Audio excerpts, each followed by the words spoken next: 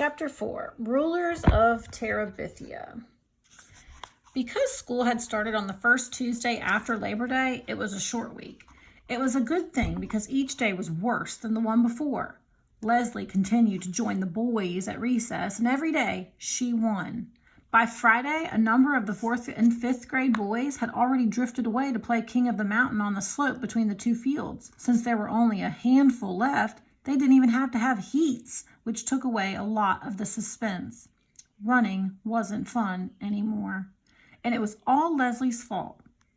Jess knew now that he would never be the best runner of the 4th and 5th grades, and his only consolation was that neither would Gary Fulcher.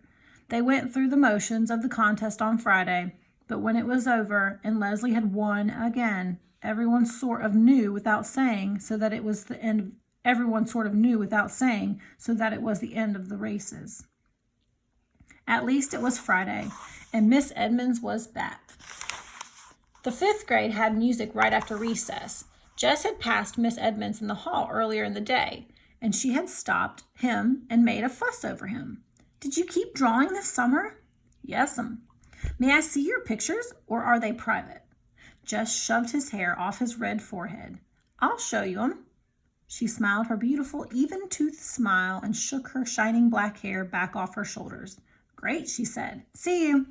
He nodded and smiled back. Even his toes had felt warm and tingly. Now, as he sat on the rug in the teacher's room, the same warm feeling swept through him at the sound of her voice. Even her ordinary speaking voice bubbled up from inside her, rich and melodic. Miss Edmonds fiddled a minute with her guitar, talking as she tightened the strings to the jingling of her bracelets and the thrumming of chords. She was in her jeans as usual and sat there cross-legged in front of them as though that was the way teachers always did. She asked a few of the kids how they were and how their summer had been. They kind of mumbled back. She didn't speak directly to Jess, but she gave him a look with those blue eyes of hers that made him zing like one of the strings she was strumming. She took note of Leslie and asked for an introduction, which one of the girls prissily gave. Then she smiled at Leslie, and Leslie smiled back. The first time Jess could remember seeing Leslie smile since she won the race on Tuesday. "What do you like to sing, Leslie?" "Oh, anything." "Do you like to sing, Leslie?"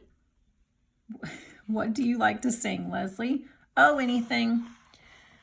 Miss Edmonds picked a few odd chords and then began to sing more quietly than usual for that particular song. "I see a land bright and clear, and the time is coming near, when we'll live in this land, you and me, hand in hand."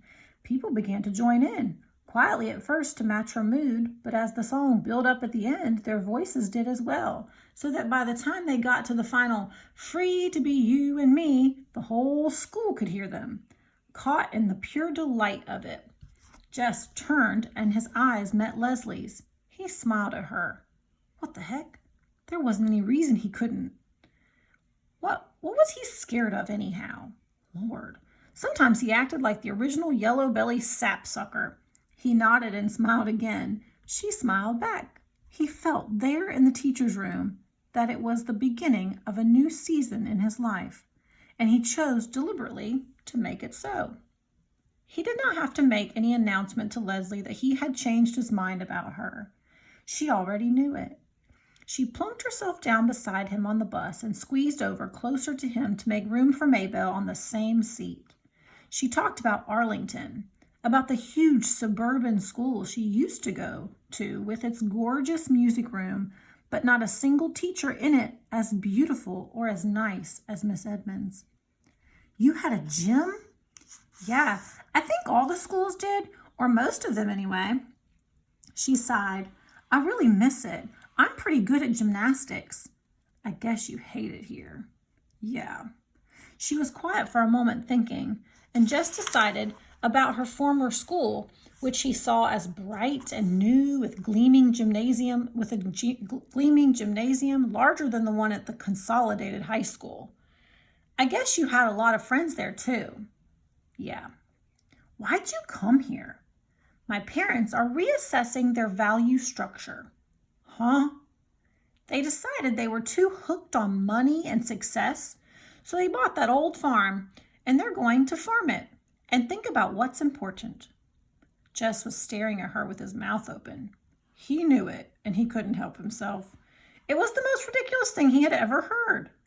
But you're the one that's got to pay. Yeah. Why don't they think about you? We talked it over, she explained patiently. I wanted to come too. She looked past him out the window.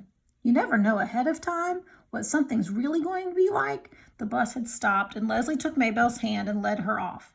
Jess followed, still trying to figure out why two grown people and a smart girl like Leslie wanted to leave a comfortable life in the suburbs for a place like this. They watched the bus roar off. You can't make a go of a farm nowadays, you know, he said finally.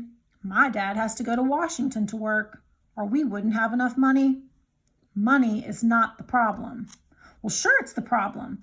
I mean, she said stiffly, not for us. It took him a minute to catch on. He did not know people for whom money was not the problem. Oh, he tried to remember not to talk about money with her after that. But Leslie had other problems at Lark Creek that caused more of a rumpus than lack of money. There was the matter of television. It started with Mrs. Myers reading out loud a composition that Leslie had written about her hobby. Everyone had had to write a paper about his or her favorite hobby. Jess had written about football, which he really hated, but he had enough brains to know that if he said drawing, everyone would laugh at him. Most of the boys swore that watching the Washington Redskins on TV was their favorite hobby. The girls were divided. Those who didn't care much about what Mrs. Myers thought chose watching game shows on TV, and those like Wanda K. Moore, who were still aiming for A's, chose reading good books. But Mrs. Myers didn't read anyone's papers out loud except Leslie's. I want to read this composition aloud for two reasons. One, it is beautifully written, and two, it tells about an unusual hobby for a girl. Mrs. Myers beamed her first day smile at Leslie. Leslie stared at her desk. Being Mrs. Myers' pet was pure poison at Lark Creek. Scuba Diving by Leslie Burke. Mrs. Myers' sharp voice cut Leslie's sentences into funny little phrases. But even so, the power of Leslie's words drew Jess with her under the dark water. Suddenly, he could hardly breathe. Suppose you went under and your mask filled all up with water and you couldn't get to the top in time? He was choking and sweating. He tried to push down his panic. This was Leslie Burke's favorite hobby. Nobody would make up scuba diving to be their favorite hobby if it wasn't so. That meant Leslie did it a lot, that she wasn't scared of going deep, deep down in a world of no air and little light. Lord, he was such a coward. How could he be all in a tremble just listening to Mrs. Myers read about it? He was worse a baby than Joyce Ann. His dad expected him to be a man, and here he was letting some girl who wasn't even 10 yet scare the liver out of him by just telling what it was like to sightsee underwater. Dum, dum, dum.